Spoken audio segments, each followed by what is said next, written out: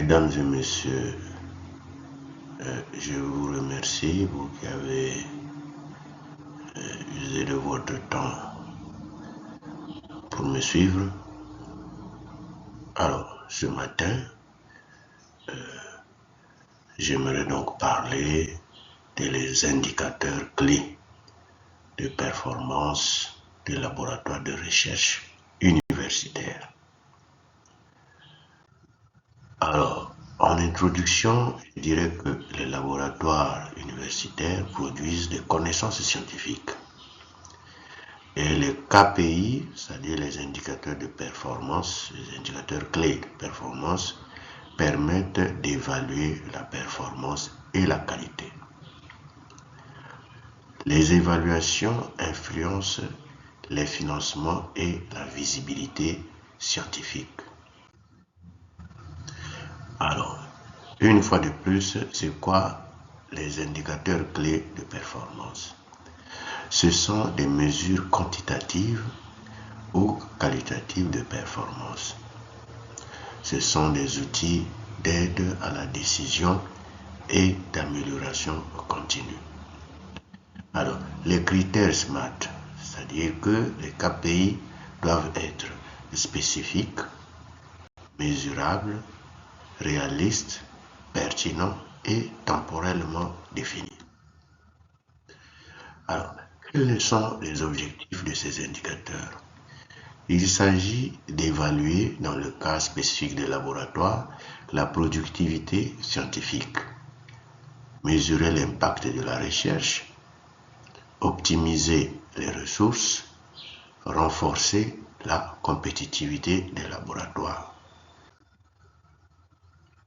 Alors, parmi ces indicateurs, on a des indicateurs de production scientifique, tels que le nombre de publications par an, ou bien depuis un certain temps, le facteur d'impact des revues, le nombre de citations, l'indice H, qu'on appelle aussi H-index.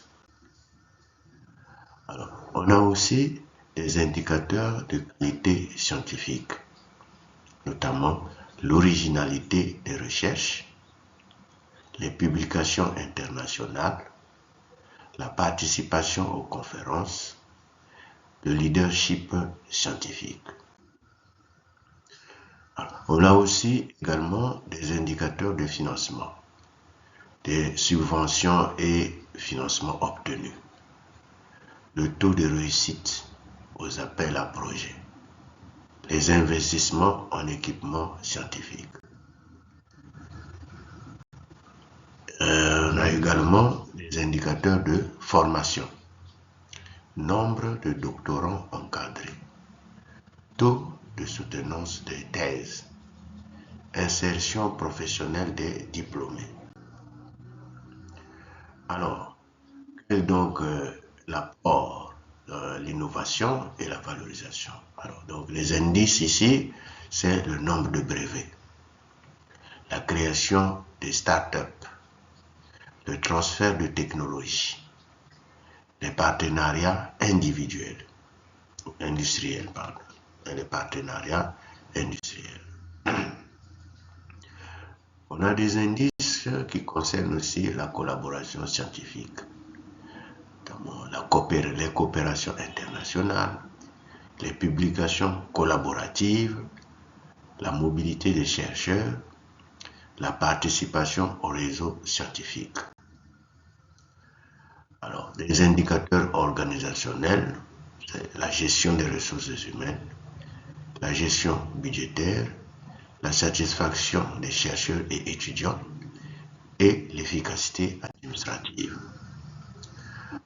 Il y a également le temps de réponse, qu'on appelle TAT, qui mesure le délai entre la réception et la communication des résultats. L'indicateur majeur de performance qui permet d'améliorer l'efficacité et la satisfaction des utilisateurs. Les phases des indicateurs de qualité. On a une phase préanalytique où on identifie les erreurs ou bien On a des erreurs d'identification, il y a des échantillons rejetés. Alors, phase analytique, c'est la précision et le contrôle de qualité. Et post-analytique, c'est la communication et les délais des résultats. Les méthodes d'évaluation, il y a des méthodes quantitatives, la bibliométrie et les statistiques. Évaluation qualitative, donc on a des experts qui font des visites et entretiens.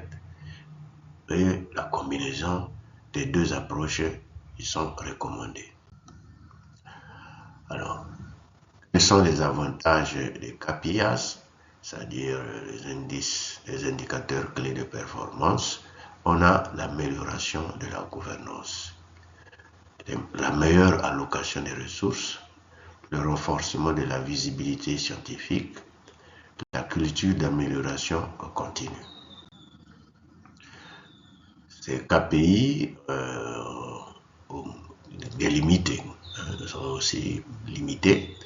Il y a des risques, par exemple, de surévaluation quantitative.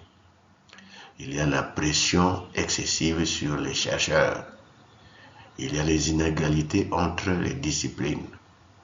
Et la difficulté surtout de mesurer l'impact sociétal. Alors, les perspectives d'amélioration, il faut combiner les indicateurs qualitatifs et quantitatifs. Il faut intégrer l'impact social, développer des tableaux de bord numériques et encourager l'innovation interdisciplinaire. Alors, en conclusion, je dirais que les KPI sont essentiels pour évaluer les laboratoires universitaires. Ils améliorent la qualité, la gouvernance et l'innovation. Une approche équilibrée reste indispensable. Alors, est-ce que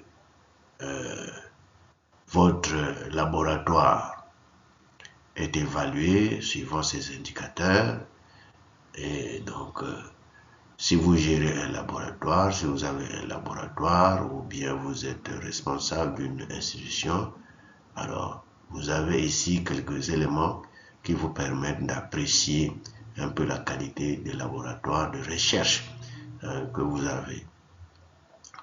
Alors ceci étant, voici à la fin de mon exposé. Je vous remercie.